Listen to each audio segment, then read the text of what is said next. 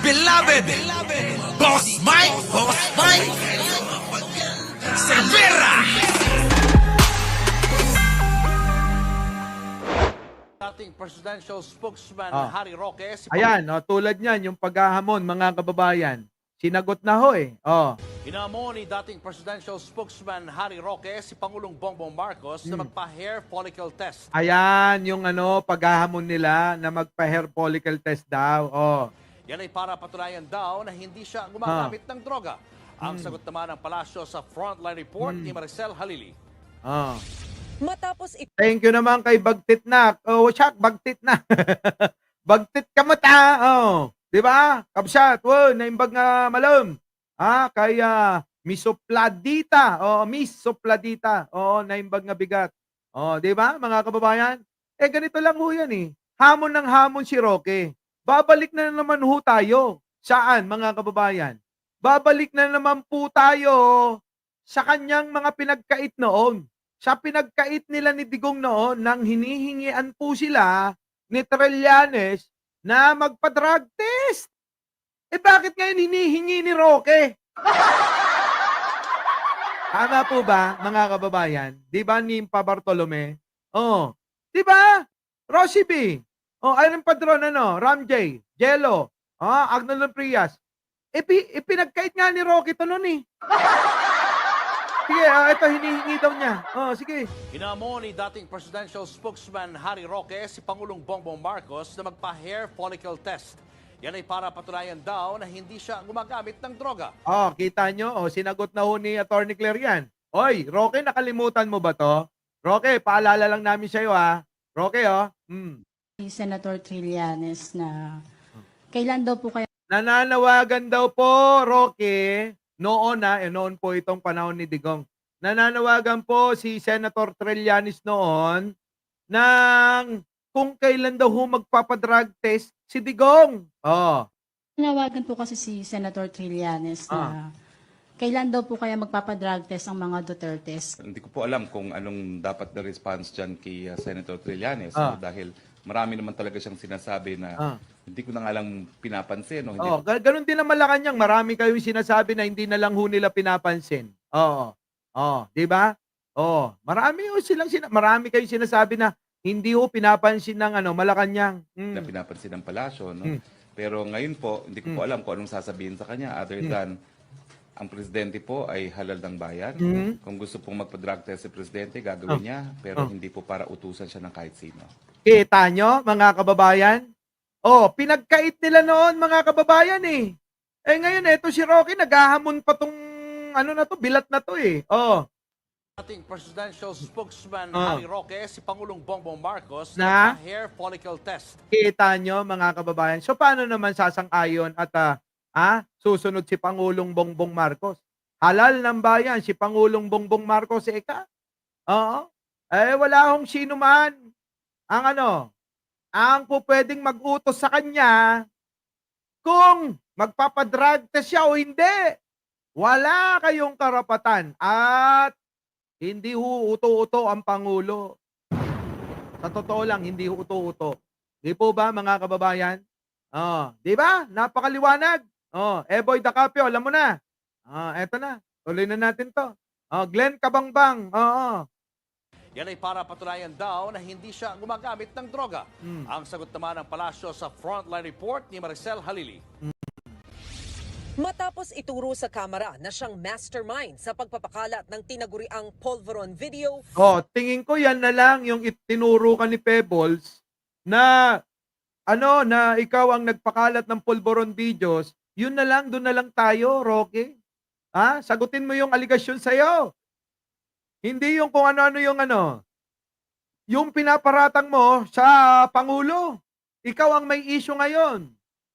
Pero tinatanggi, mga kababayan. Kanino kaya galing? Saan? Sa multo? Sa multo kaya galing ang Polvoron video na yan, mga kababayan? Yung peking Polvoron video na pinakalat nila. Kanino galing yan kung hindi kay Roque? Hindi rin daw kay Maharlika. Kay Sara? Si Sara ba nag-utos sa inyo niyan? Di po ba, mga kababayan? Muling hinamon ni dating presidential spokesperson Harry Roque si Pangulong Bongbong Marcos na magpa-hair follicle test. Ito raw ay para patunayan na hindi siya bangag gaya ng tinatawag sa kanya ng mga taga-suporta ni dating Pangulong Rodrigo Duterte. Yan pong siyensya ang magbibigay, ang magpapasinungalingan doon sa paratang na gumagamit siya na pinagbabawal na droga. Teka, bakit kailangan yung sensya? Kayo yung nagsasabi kanina na meron pa kayong 3 polvoron video. Meron kayong pinalabas pero peke ito, AI generated. Oh, ngayon yung 3 ebidensya ninyo, yun ang ipakita nyo. Alam nyo, dito nyo makikita napakaliwanag na niloloko lang yung mga DDS na mga tanga. Pero naniniwala sila. Akala ko ba meron kayong ebidensya? Bakit di nyo ilabas? Bakit pinipilit ninyo ngayon na ang magpapatunay daw ay yung hair follicle test? Aba, teka muna. Nagkakagaguhan na tayo rin Tama po ba? Kita nyo napakaliwanag. Napakaliwanag ng kanyang pagkakasabi, mga kababayan, na ang tanging makakapagbigay ng ng patunay ay yung daw hair follicle test lang daw yung Pangulo. So, ibig sabihin, sa salitang ganon, abay parang inamin na nila na puro fake news, kasinungalingan yung pinalabas nilang mga polvoron video at meron pa raw 3 at meron pang 5 USB. Nasaan na yon? Ilabas nyo. Yun ang magpapatunay. Kayong nagbibintang. Yung ebidensya yung sinasabi na yun ang magpapatunay. Di ba? Pong siyensya ang magbibigay. Yung sensya, sabi ni Bilat, Ng mga taga-suporta ni dating Pangulong Rodrigo Duterte. Yan pong siyensya ang magbibigay, ang magpapasinungalingan doon sa paratang na gumagamit siya na pinagbabawal na droga na hanggang ngayon hindi niya ginagawa. Kita nyo ang katwiran, mga kababayan? Sila ho yung nagsabi na may mga video sila. Pero bakit ngayon? Si Pangulong Bongbong Marcos ang inuutusan nila na patunayan yung sinasabi nila. Teka, sabi nga ni Atty. Claire, kayong nagbibintang, kayong mga nagpaparatang, ang magpakita ng ebidensya. Parang hindi abogado talaga si Roque, mga kababayan? Tuloy. Dati pa hinahamon ng mga Duterte ang Pangulo na magpa-hair follicle test. Pero ang palasyo, ayaw na raw patulan ang hamong ito. Ayan na. Ayan na. Palace Press Officer Claire Castro, mali ang logic ng mga naghahamon sa Pangulo. Kita nyo, bobo pala kayo Mali-mali pala logic ninyo di ba? Parang silibayan lang Sabi ba naman, tatalakayin ko yan mamayang gabi.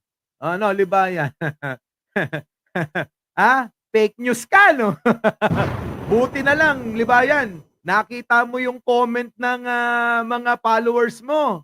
Tinama ka. Di ba? Nangyayari naman talaga yan, Libayan.